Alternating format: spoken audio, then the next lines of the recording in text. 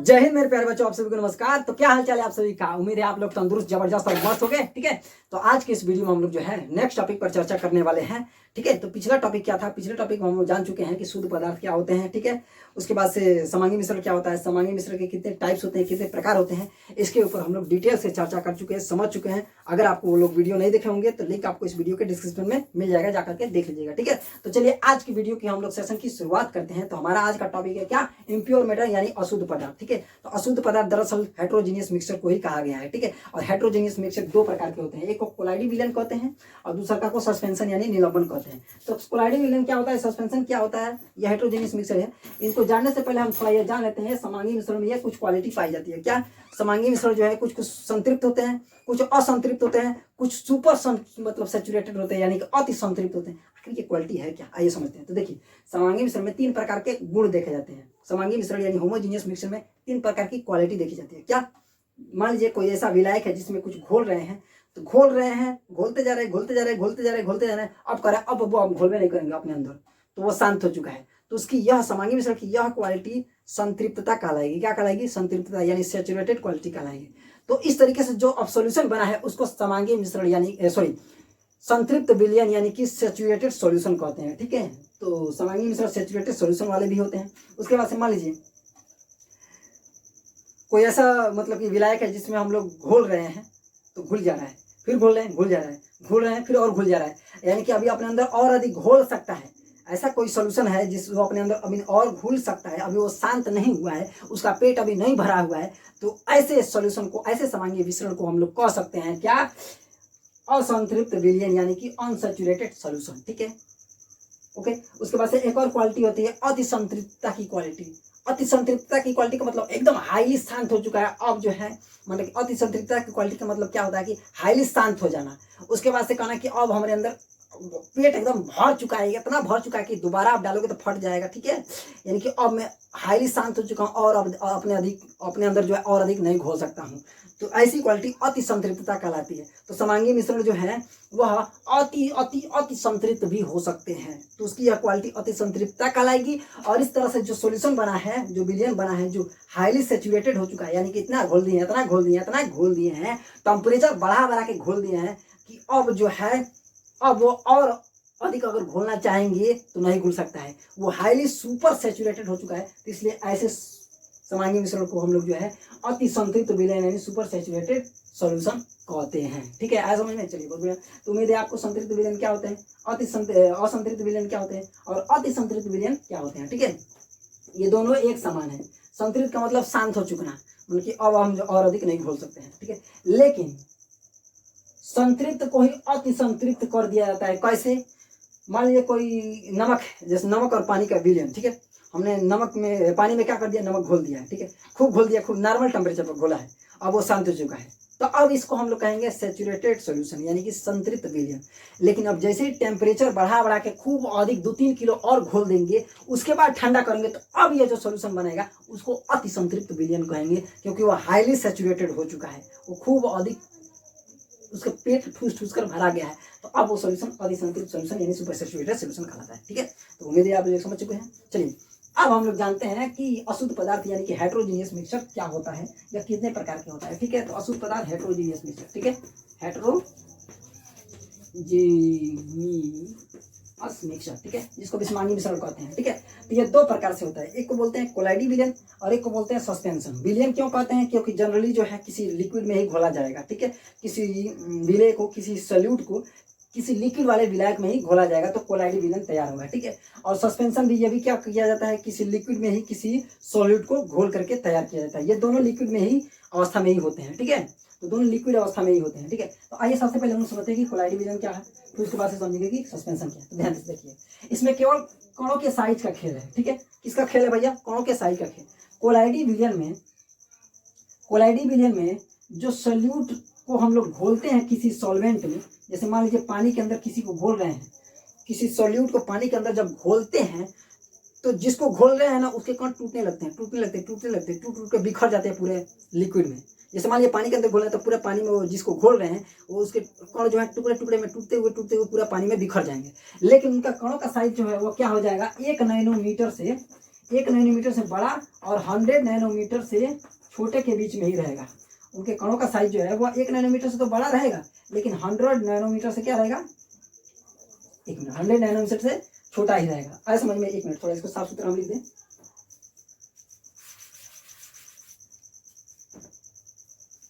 तो 1 नैनोमीटर से बड़ा लेकिन 100 नैनोमीटर से छोटा ही रहेगा। किसका कण?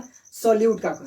कोई विलायक है, सॉल्वेंट है, जैसे मान लीजिए लिक्विड, हमने पानी ले लिया, तो पानी के अंदर जब हम जैसे चाक को घोलेंगे तो इसका जो कण होगा उसमें बिखरने लगेगा।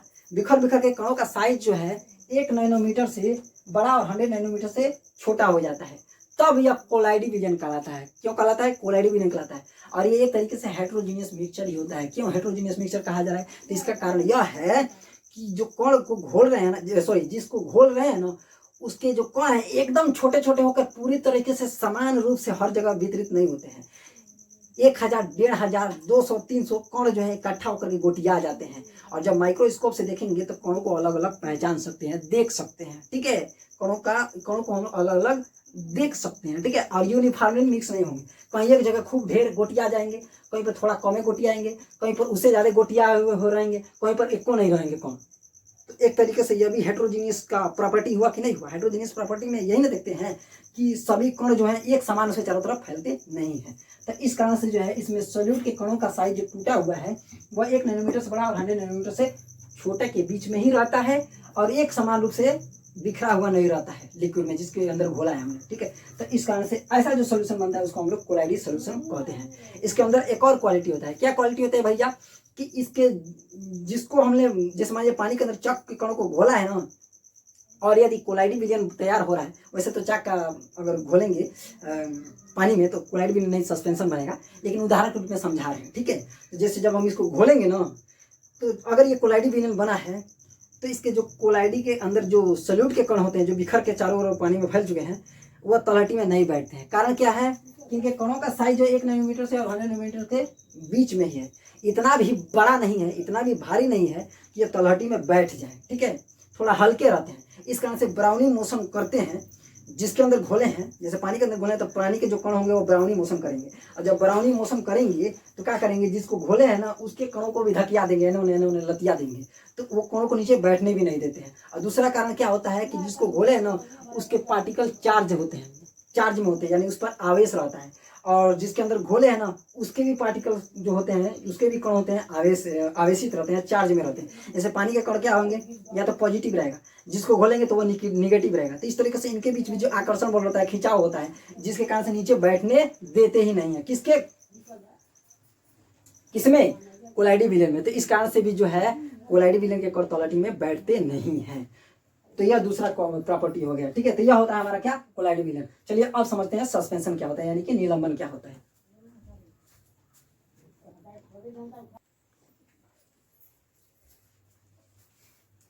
तो चलिए अब हम लोग सस्पेंशन समझेंगे यानी निलंबन समझेंगे। इसमें तो कोई दिक्कत नहीं है। ठीक है, तो क्या जाने, इसमें कण जो है बिखर जाते हैं। कणों का साइज 1 नैनोमीटर से बड़ा, 100 नैनोमीटर से छोटा हो जाता है। ठीक है, दूसरा कंडीशन, दूसरा कारण क्या जाने कि जिसको घोले हैं ना उसके कण जो होते हैं चार्ज में होते हैं, यानी कि आवेशित होते हैं। ठीक है, चार्ज होते हैं। तो जब उसको घोलेंगे तो जिसमें घोल रहे हैं उसके भी कण अपोजिट चार्ज में होते हैं, तो इनके बीच आकर्षण होने रहता है, आकर्षण होते रहता है, खींचते रहते हैं। एक कहने जा रहे हैं आप, एक तू किधर जा रहा है, इधर आ, तो उसको बैठने नहीं देंगे, हम तुमको खींचते रहेंगे। तो आकर्षण होने के कारण जो है जिसको घोले हैं उसके कण नीचे बैठ नहीं पाते हैं, वो भी इनके साथ ही गति करते रहते हैं। तो इस कारण से जो है इनके 3 घंटा या 4 घंटा कितना घंटा रख देंगे तो कोलाइडी विलयन बना ही रहेगा। ठीक है, इसके जो भी कण हैं जिसको घोल रहे हैं वो नीचे कभी भी बैठ नहीं पाएंगे। ठीक है, ये भी खासियत होता है कोलाइडी विलयन। अब आइए सस्पेंशन समझते हैं, यानी कि निलंबन क्या होता है। देखिए निलंबन दरअसल क्या है? निलंबन में जो है जिसको घोलेंगे ना उसके कणों का साइज थोड़ा बड़ा हो जाता है कोलाइडी विलयन के कणों से। इसमें कणों का साइज कितना होगा? 100 नैनोमीटर से बड़ा हो जाता है, इतने से बड़ा हो जाता है, जिसके कारण से नग्न आंखों से भी जब हम लोग देखते हैं सस्पेंशन यदि कोई बना है, जैसे मान लीजिए पानी के अंदर हमने चाक को घोल दिया, तो चाक जब भी घोलते हैं तो हमेशा सस्पेंशन तैयार होता है, धूल को भी घोलेंगे तो हमेशा सस्पेंशन तैयार होगा। तो इसमें जो है कणों का साइज 100 नैनोमीटर से बड़ा हो जाता है। किसके कणों का साइज? सोल्यूट के कणों का साइज। सॉल्वेंट का मत समझिएगा, सॉल्वेंट के कण तो हमेशा छोटे ही रहते हैं, बहुत स्मॉल रहते हैं, 1 नैनोमीटर से भी छोटे होते हैं। जैसे पानी के कण जो है 1 नैनोमीटर, 1 नैनोमीटर कहने का मतलब जानते हो? 1 नैनोमीटर कहने का मतलब होता है 10⁻⁹ मीटर। सोचो कितना छोटा है।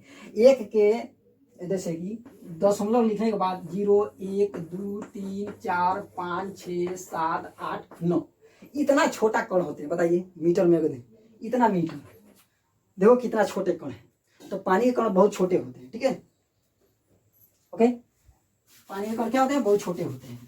तो हम क्या बता रहे थे कि सस्पेंशन में सोल्यूट के कण, जैसे मान लीजिए पानी के अंदर चाक को घोले हैं तो चाक के कणों का साइज जो है वो 100 नैनोमीटर से बड़ा होता है, जिस कारण से जब हम नेकेड आई से यानी नंगी आंखों से जब हम देखेंगे सस्पेंशन यदि तैयार हुआ है तो उसमें जो सोल्यूट के कण क्या होंगे? दिखाई देने लगेंगे, ठीक है। माइक्रोस्कोप से तो देखने की जरूरत नहीं है, आंखें से जब खुली आंख से जब दिखाई दे रहे हैं तो उस माइक्रोस्कोप क्या लगाने के जरिए। तो इसी कारण से इसके कण जो है 100 नैनोमीटर से बड़े हो जाने के कारण नेकेड आई से भी क्या होने लगते हैं? दिखाई देने लगते हैं। दूसरा कारण क्या, दूसरा मतलब इनके अंदर क्वालिटी क्या होता है कि 2-3 घंटा यदि छोड़ देंगे ना तो 2-3 घंटा बाद जो है सोल्यूट के कण तलहटी में जाकर के बैठ जाएंगे। तीसरा क्वालिटी इनके अंदर क्या देखा जाएगा?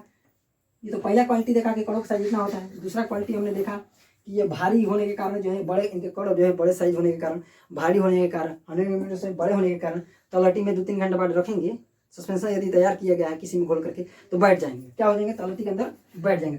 तीसरा क्वालिटी इनके अंदर सस्पेंशन में, तीसरा क्वालिटी क्या देखा जाता है कि जब जैसे मान लीजिए पानी के अंदर हमने चाक को घोल दिया है, सस्पेंशन तैयार हो गया, जब टार्च मारेंगे ना तो टार्च का पाथ दिखाई देने लगेगा। क्या होने लगेगा? टार्च का पाथ दिखाई देने लगेगा। और दूसरा कारण इनके कणों का साइज बड़ा होने के कारण जो है सरफेस एरिया ज्यादा हो जाता है। और जब सरफेस एरिया ज्यादा हो जाता है तो जब भी प्रकाश आता है तो उसको छितरा देते हैं, उसको फैला देते हैं। तो फैलाने के कारण एक लाइन में प्रकाश की किरण जा रहा था तो अब जो है सस्पेंशन से ऐसे गुजरते हुए दिखाई देगा। इसका कारण क्या है कि इसके जितने भी कण है ना वो फैला दिए, प्रकाश की किरणों को क्या कर दिए? फैला दिए, जिसके कारण से जो है एक लाइन में जाता हुआ प्रकाश जो है इसका पाथ कुछ इस प्रकार से फैलता हुआ दिखाई देगा, ठीक है। तो यह सस्पेंशन के अंदर यह तीसरी क्वालिटी होती है। अंडरस्टैंड? तो उम्मीद है आप लोग सस्पेंशन भी समझ चुके हैं, ठीक है। तो चलिए अब हम लोग जो डिस्कस करेंगे कोलाइडी विजन के ऊपर, विशेष रूप से कि कोलाइडी विजन में जो कोलाइडी विजन है वह कितने प्रकार से होता है, ठीक है। तो कोलाइडी विजन भी हम समझा ही दिए हैं। अब कोलाइडी विजन से भी कितने टाइप्स होते हैं इसके ऊपर डिस्कस कर लेते हैं। तो चलिए अब हम लोग पढ़ेंगे टाइप्स ऑफ कोलाइडल सॉल्यूशन, यानी कि कोलाइडी विजन के प्रकार। देखिए कुछ देर पहले अभी हमें को जो है नाक पर आकर के एक हाड़ी काट ली है, जिसको कीट फतिंगी कहते हैं, पीले रंग की होती है, आकर के काट ली है, जिसके कारण से हमारा थोड़ा मुंह सूजा हुआ है। इसके लिए हम क्षमा चाहते हैं, सुंदरता नहीं दिखा सकते हैं क्योंकि 1-2 दिन में पच जाएगा। आप क्या करें? पढ़ने वाले बच्चों का ध्यान केवल और केवल जो है बोर्ड पर होना चाहिए, पढ़ाई पर होना चाहिए। उनको पढ़ाई से केवल मतलब होता है, वो चेहरे पर नहीं जाते हैं। ओके, हाँ कोई बात नहीं, 1 दिन में पच जाएगा। तो आइए अब हम समझेंगे टाइप्स ऑफ कोलाइडल सॉल्यूशन, यानी कोलाइडी विजनों के प्रकार। कितने प्रकार के कोलाइडल विजन होते हैं? तो भैया 8 प्रकार के कोलाइडल सॉल्यूशन होते हैं, ठीक है। एक जो है गायब हो गया। अब इसका कारण क्या है? गैस वाला जो है गायब हो गया है। ये 8 प्रकार के कोलाइडी सॉल्यूशन क्यों है?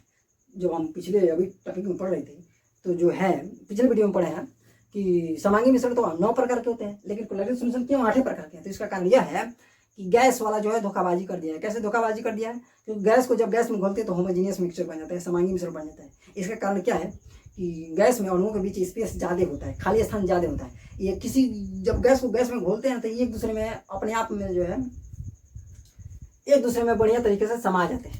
तो इस कारण से होमोजीनियस समांगी मिश्रण बन जाता है, समान रूप से फैल जाते हैं एक दूसरे में, ठीक है। तो होमोजीनियस मिश्रण तैयार होता है। इस कारण से जो है जब समांगी मिश्रण बन जाता है तो कहाँ से कोलाइडी सॉल्यूशन कह सकते हैं? तो कोलाइडी सॉल्यूशन बनता ही नहीं है। तो इसलिए गैस वाला गायब खत्म हो गया है। 8 प्रकार के क्या है कोलाइडी सॉल्यूशन के विषय में हम लोग को पढ़ना है। आइए समझते हैं ये उनके नाम। अब चलिए समझते हैं कि ये कैसे निर्मित होते हैं। देखिए यहाँ पर जो है हम लोग विले या विलायक नहीं कहेंगे। इसका कारण क्या है? क्योंकि यहाँ पर जो है जिसको जिसमें घोलते हैं तो पूर्ण रूप से एक दूसरे में नहीं घोलते हैं। पूर्ण रूप से जो है कोई चीज़ जो है किसी में घुलता नहीं है, केवल एक चीज़ दूसरे में जाकर छिप जाता है, बस आंखों से बस नहीं दिखाई देता है, और दूसरे का क्या लेता है? छिपा लेता है। तो जो है किसी चीज़ को छिपा लेगा अपने अंदर तो उसको बोलेंगे परिक्षेपण माध्यम, यानी कि डिस्पर्जन मीडियम। और जो छिप जाता है किसी में जाकर के, बस हमारी नग्न आंखों से नहीं दिखाई देता है, नेकेड आंखों से बस खाली नहीं दिखाई देता है, तो उसको हम लोग बोलेंगे परिक्षेप प्रावस्था। क्या कहेंगे? परिक्षेप प्रावस्था, यानी कि उसको हम लोग बोलेंगे डिस्पर्ज फेज।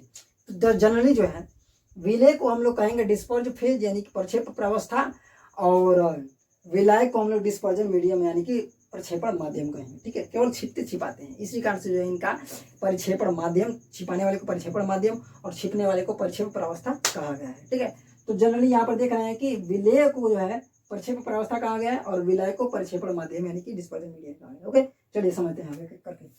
तो सबसे पहले बात करते हैं हम लोग एरोसॉल के विषय में, यानी कि एरोसॉल जो कोलाइडी सॉल्यूशन का नाम है, ये प्रकार का ये कोलाइडी सॉल्यूशन का नाम है, ये कैसे निर्मित होता है ये कोलाइडी सॉल्यूशन, आइए समझते हैं। तो देखिए, जब गैस में लिक्विड घोल देते हैं तो एरोसॉल निर्मित होता है। गैस में लिक्विड घोल करके अगर कोई कोलाइडी सॉल्यूशन बन रहा है तो उसको एरोसॉल कहा गया है। ठीक है, अब जैसे इसका एग्जांपल है क्लाउड एंड फॉग। बादल देखे हो, पहली बात तो स्पेस में सॉरी वायुमंडल में पूरा हवा है, तो नीचे से जो है पानी वाष्प के रूप में ऊपर जाता है, उसमें खूब बढ़िया से मिल जाता है, कोलाइडी सॉल्यूशन बन जाता है। क्लाउड काला काला जो होता है उसको एरोसॉल कहा गया है। फॉग कोहरा देखे हो, ये भी एक कोलाइडी सॉल्यूशन ही है। ठीक है, पिछले वीडियो में हम लोग पढ़े थे फॉग के विषय में, तो होमोजीनियस मिक्सचर भी होता है भैया, और कोलाइडी ब्लेंड भी बन जाता है। कभी कभी जो है कण पार्टिकल बड़े हो जाते हैं तो कोलाइडी सॉल्यूशन भी कहलाने लगता है। इसका मतलब ये मत समझिएगा कि हमेशा के लिए वो होमोजीनियस मिक्सचर ही रहेगा। फॉग जो है कोलाइडी सॉल्यूशन भी बन सकता है और होमोजीनियस मिक्सचर भी बन जाता है। क्लाउड भी कभी कभी कोलाइडल सॉल्यूशन बन सकता है, कभी कभी होमोजीनियस मिक्सचर बन सकता है। क्या कब इसके कौन निर्धारित नहीं किया गया है कि कौन हमेशा हेतने पर रही है, कभी बढ़ भी सकते हैं, छोटे भी हो सकते हैं। तो एरोसॉल का एग्जांपल है क्लाउड एंड फॉग, ये हमारे नेचर में पाए जाते हैं। ठीक है, इसका निर्माण कैसे होता है, तो गैस में लिक्विड घुला गया होता है, हवा जो है पूरा गैस है, उसमें पानी के कण घुले होते हैं, तो एरोसॉल का निर्माण होता है। इस तरीके से जो कोलाइडी सॉल्यूशन बनता है उसको एरोसॉल कहते हैं। ओके, अब चलिए समझते हैं। एक है सॉलिड गैस वाला एरोसॉल, ये भी एक प्रकार का हमारा क्या है, कोलाइडी सॉल्यूशन है। अब चलिए समझते हैं कि इसका निर्माण कैसे होता है। तो आप देख ही सकते हैं, गैस में यदि सॉलिड घुल जाए, गैस में सॉलिड घुल जाए तो इस प्रकार से जो कोलाइडी सॉल्यूशन बनता है उसको हम लोग बोलते हैं सॉलिड गैस एरोसॉल। जैसे कि स्मोक एंड डस्ट एयर, धूल वाला हवा और धुआं, ये दोनों जो है कोलाइडी सॉल्यूशन है, प्रकृति में पाए जाने वाले कोलाइडी सॉल्यूशन के एग्जाम्पल है। स्मोक देखें, धुआं, गैस में कार्बन के पार्टिकल घुल जाते हैं, तो कार्बन के पार्टिकल सॉलिड है, कार्बन काला काला होता है ना, ठोस अवस्था में रहता है कि नहीं रहता है, और जो एयर होता है वो गैस है, तो गैस में कार्बन के पार्टिकल खूब बढ़िया तरीके से क्या हो जाता है, घुल जाते हैं। तो आंखों से तो अलग अलग दिखाई नहीं देगा, लेकिन जैसे इनको इकट्ठा करके माइक्रोस्कोप से देखेंगे तो कार्बन के बड़े बड़े पार्टिकल दिखाई देंगे, हमें अलग अलग दिखाई देंगे, हवा से जो गैसों से अलग रहेंगे। ठीक है, तो इस तरीके से जो है प्रकृति में पाया जाने वाला एक हमारा एरोसॉल का, सॉलिड गैस वाला एरोसॉल का एग्जाम्पल है क्या, स्मोक एंड डस्ट एयर, धूल, ये कोलाइडी सॉल्यूशन। धूल वाला हवा देखिए हो ना, हवा में धूल मिल जाता है तो धुंधला धुंधला तरीके से उड़ते हुए दिखाई देता है, ये भी कोलाइडी सॉल्यूशन है। इसको सॉलिड गैस वाला एरोसॉल कहा गया। क्या है, क्यों, क्योंकि गैस यानी हवा में जो है धूल के कण जो कि सॉलिड अवस्था में होते हैं घुले हुए हैं, तो ये जो कोलाइडी सॉल्यूशन है ना, इसको हम लोग सॉलिड गैस एरोसॉल कहते हैं। अंडरस्टैंड। तो इसका निर्माण कैसे हुआ है, तो गैस में यानी हवा में सॉलिड घुला गया है, अंडरस्टैंड, ठोस घुला गया है, तो इस तरह से जो कोलाइडी सॉल्यूशन बनता है उसको सॉलिड गैस वाला एरोसॉल कहते हैं। अंडरस्टैंड।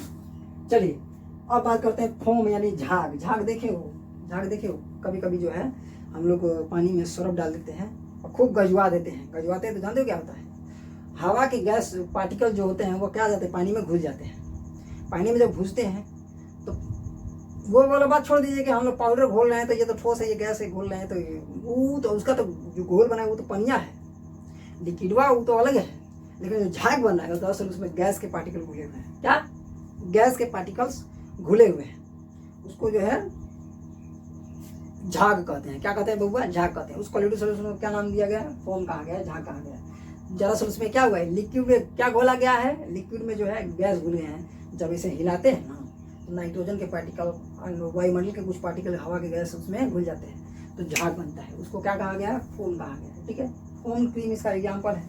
कई प्रकार की मलाई वलाई क्रीम आप देखे होंगे। ठीक है, आइसक्रीम तो आप लोग खाते होंगे, केक तो खाते होंगे, उसमें क्या किया है, लिक्विड में थोड़ा थोड़ा गैस घुल गया होता है, तो जो दिखाई देता है वो क्या है, हमारा एक प्रकृति में पाया जाने वाला, प्रकृति क्या उसको तो आदमी बनाता है, फोम क्रीम, तो एक एग्जाम्पल है। अच्छा, सबसे बढ़िया एग्जाम्पल जो है नमक वमक जहाँ बनता है, क्यारी बना करके समुद्र के किनारे क्यारी बनाया जाता है, तो जब पानी छपक्का मारता है ना, जैसे पानी जाकर बहुत सारा ऊंचाई पर से आकर के जो ज्वार भाटा होता है छपाका मारता है तो क्यारियों में जो झाग जो बच जाता है, दरअसल वो झाग में क्या होता है, लिक्विड में गैस घुले हुए होते हैं, ठीक है।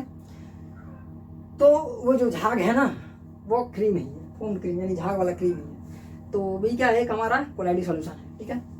तो जब किसी लिक्विड में गैस घुल जाता है तो झाग का निर्माण होता है, सॉरी जिस कोलाइडी सॉल्यूशन का निर्माण होता है उसको झाग कहते हैं, फोम कहते हैं। एग्जाम्पल है फोम क्रीम, आप कहीं भी देख सकते हैं। ओके, चलिए आगे बढ़ते हैं।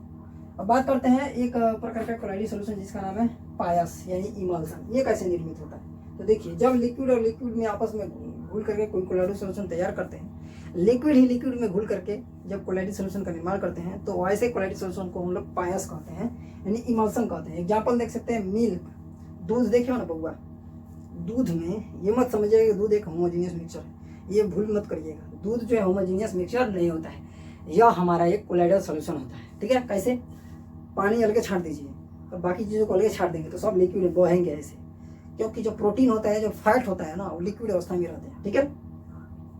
लेकिन गाढ़े गाढ़े होते हैं, कैसे होते हैं, गाढ़ा होते हैं। जब अगर दूध में से इन सबको अलग कर लेंगे ना तो गाढ़ा गाढ़ा इनका एकदम मारे के तरह जैसे कहा जाए ना, पड़पड़ुआ का तरह ये टिकले हुए रहेंगे। तो ये क्या होते हैं बच्चा, ये जो होते हैं पानी में बढ़िया तरीके से नहीं, लेकिन बढ़िया तरीके से करने का मतलब एकदम एक दूसरे में एक समान से मिक्सित हो जाए। लेकिन हम इस बात को नकार रहे हैं, ठीक है।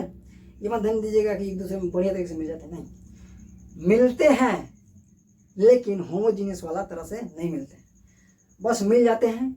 ऐसे देखने पर लगेगा कि ये होमोजीनियस मिक्सचर समांगी मिश्रण बना दिया, लेकिन माइक्रोस्कोप से देखेंगे तो प्रोटीन के गाढ़ा गाढ़ा कण जो है अलग अलग होंगे, ठीक है, पानी से अलग अलग दिखाई देंगे। तो इस प्रकार से जो ये कोलाइडल सॉल्यूशन बना है इसको हम इमल्सन यानी पायस कहते हैं। आप पानी और ऑयल को घोल दीजिए, इमल्सन बन जाएगा, पायस बन जाएगा, ठीक है। ओके, दोनों लिक्विड है। ओके, तो लिक्विड में लिक्विड घुलता है तो उसको पायस कहते हैं, इमल्सन कहते हैं, जो कोलाइडल सॉल्यूशन बनता है। अब चलिए आगे बढ़ते हैं। एक जान लेते हैं सॉल्ट, यह भी एक प्रकार का क्या है, कोलाइडल सॉल्यूशन है। इसका निर्माण कैसे होता है इस पर चर्चा करते हैं, तो ध्यान दीजिए। जब लिक्विड में सॉलिड घुल जाता है तब जो कोलाइडल सॉल्यूशन बनता है उसको हम लोग सॉल्ट कहते हैं, ठीक है। जब लिक्विड में सॉलिड घोल दिया जाता है, लिक्विड यानी द्रव में सॉलिड यानी ठोस घोल दिया जाता है तो जो कोलाइडल सॉल्यूशन तैयार होता है उसको हम लोग सॉल्ट कहते हैं। जैसे कि एग्जांपल देख सकते हैं आप लोग, पानी में सल्फर को कहा, पानी में सल्फर का घोल, पानी में सल्फर का घोल, ठीक है, या लिक्विड में AgCl यानी सिल्वर क्लोराइड का घोल, ठीक है। चलिए उसको तो कंफ्यूज हो सकते हैं। पानी में सल्फर का घोल एक कोलाइडल सॉल्यूशन है। जब आप सल्फर के पाउडर को आप देख सकते हैं स्क्रीन पर, पानी में घोल देंगे, हिला देंगे बढ़िया से, तो एक हमें कोलाइडल सॉल्यूशन बनेगा, उसको सॉल्ट कहा गया है, ठीक है। चलिए आगे बढ़ते हैं। अब बात करते हैं हम लोग सॉलिड फेन, ठोस फेन वाला एक कोलाइडल सॉल्यूशन। तो जब सॉलिड में गैस घुल जाता है, ठोस में क्या घुल जाता है बबुआ, जब ठोस में सॉलिड घुल जाता है तो इस तरीके से जो है जो कोलाइडल सॉल्यूशन का निर्माण होता है उसको हम लोग कहते हैं ठोस फेन यानी कि सॉलिड फेन। एग्जांपल देख सकते हैं, आइसक्रीम, बर्फ का टुकड़ा देखो बाबू, आइसक्रीम खाए हो, चॉकलेट वाला आइसक्रीम या फिर दूध वाला आइसक्रीम, ठीक है, जो फूस दे फूट जाता है उसकी बात कर रहे हैं। पानी वाला जो पानी को जमा करके उसमें रंग कलर वलर डाल करके आइसक्रीम बना करके दे देते हैं, लीजिए खाइए, तो वो वाला आइसक्रीम की बात नहीं कर रहे।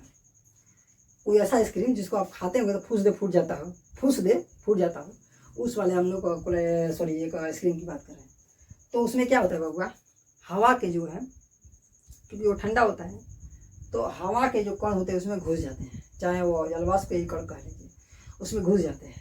इसी कारण से फोड़ने पर फूस दे फूट जाता है, ठीक है, नहीं तो फूटता नहीं, सॉलिड रहता है एकदम, लेकिन हवा उसमें घुस जाते हैं, इसी कारण से जो है दाबने पर फूस दे फूट जाता है। तो उसमें क्या है, सॉलिड में हवा के घुल जाने से जो कोलाइडल सॉल्यूशन बना है उसको हम लोग कहते हैं ठोस फेन यानी सॉलिड फेन, ठीक है। इसी प्रकार से केक आप देखे हो, केक बड़ा ठोस होता है, लेकिन जब उसको तोड़ के देखोगे तो ऐसे खुज्जा टाइप का लगेगा कि उसमें ढेर सारे जो है छिद्र बने हुए हैं।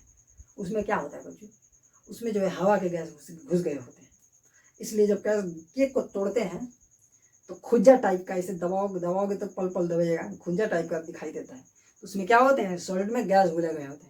तो इस प्रकार से जो कोलाइडल सॉल्यूशन बना है उसको हम लोग कहते हैं ठोस फेन यानी सॉलिड फेन। अंडरस्टैंड बेटा। चलिए आगे बढ़ते हैं।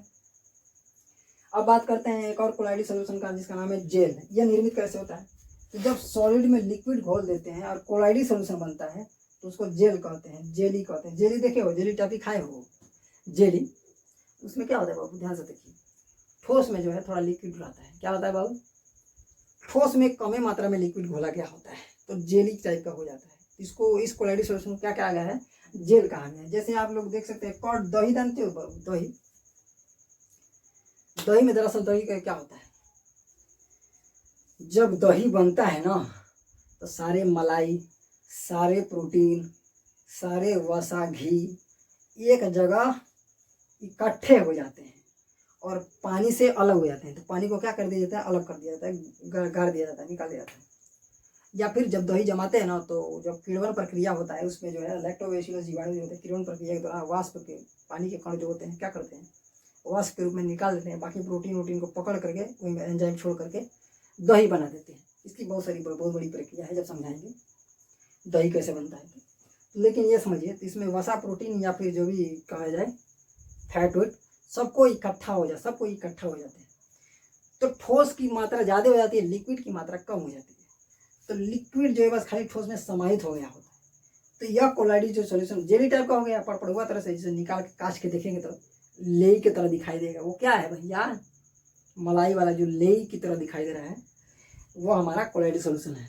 उसमें ठोस में कम मात्रा में लिक्विड भरा गया है तो जेली टाइप का बन गया है। तो इस प्रकार की कोलाइडी सोल्यूशन को जेल कहा गया है। ठीक है, तो उदाहरण है हमारा दही यानी कर्ड। टूथपेस्ट देखो, टूथपेस्ट जिसे हम लोग दांत साफ करते हैं ब्रश में लगा करके, वो भी हमारा क्या है, जेली है। ठीक है, आइए आगे बताएं। लास्ट वाला हमारा आ गया सॉलिड सॉल्ट, ठोस सॉल्ट। यह भी हमारा एक कोलाइडी सोल्यूशन है। इसका निर्माण कैसे होता है, तो भैया ठोस में ठोस को ही घोल करके इसका निर्माण किया गया होता है। यदि कोलाइडी सोल्यूशन बन रहा है तब की बात कर रहे हैं, कोई ऐसा ठोस जिसको ठोस में ही घोल देने पर कोलाइडी सोल्यूशन बन रहा है तो वैसे कोलाइडी सोल्यूशन को ठोस सॉल्ट यानी कि सॉलिड सॉल्ट कहते हैं। एग्जाम्पल आप लोग एलॉय जानते हो, एलॉय मानी मिश्र धातु में बहुत सारे रंगीन प्रकार के मिश्र धातु देख सकते हैं, रंगीन प्रकार की कांच देख सकते हैं। जो कलरफुल कांच होते हैं ना बबुआ, उसमें हमेशा याद रखिएगा वो कोलाइडी सोल्यूशन के रूप में रहता है, समांगी मिश्रण नहीं रहता है, वो कोलाइडी सोल्यूशन रहता है। क्योंकि कई प्रकार के कलर, कई प्रकार के जो है विभिन्न प्रकार के मटेरियल्स डाल करके उस प्रकार के कांच का निर्माण किया गया होता है। तो वो एक प्रकार का हमारा क्या है, रंगीन वाला कांच, या फिर रंगीन वाला कोई गहना हो गया, रंगीन कलरफुल कोई गहना, कोई आभूषण, या फिर मिश्र धातु जो कलरफुल दिखाई दे रहा है, तो हमेशा क्या है, एक कोलाइडी सोल्यूशन है। तो उस प्रकार के कोलाइडी सोल्यूशन को हम लोग सॉलिड सॉल्ट कहते हैं। क्या कहते हैं बबुआ, सॉलिड सॉल्ट यानी कि ठोस सॉल्ट कहते हैं। ठीक है, तो इस प्रकार से जो है 9 प्रकार के कोलाइडी सोल्यूशन के विषय में, सॉरी 8 प्रकार के कोलाइडी सोल्यूशन के विषय में हम लोग जान चुके हैं, समझ चुके हैं बढ़िया तरीके से। तो मुझे उम्मीद है कि आप लोग बढ़िया तरीके से समझे होंगे। ठीक है, तो मिलते हैं अब हम लोग नेक्स्ट वीडियो में आपने मुंह पिचकने के साथ। देखते हैं पचकता है कि नहीं कल तक, अगर पचक गया तो बढ़िया, नहीं तो इसी पर बनाएंगे। क्या करें भैया, आप लोग का पढ़ाई नहीं छूटना चाहिए। ठीक है, हमारा भी तो काम है, छूटना नहीं चाहिए। अगर छोड़ देंगे तो हमारी भी गति रुक जाएगी। ठीक है, तो मिलते हैं नेक्स्ट वीडियो में, तब तक के लिए जय हिंद, जय भारत मेरे प्यारे बच्चों।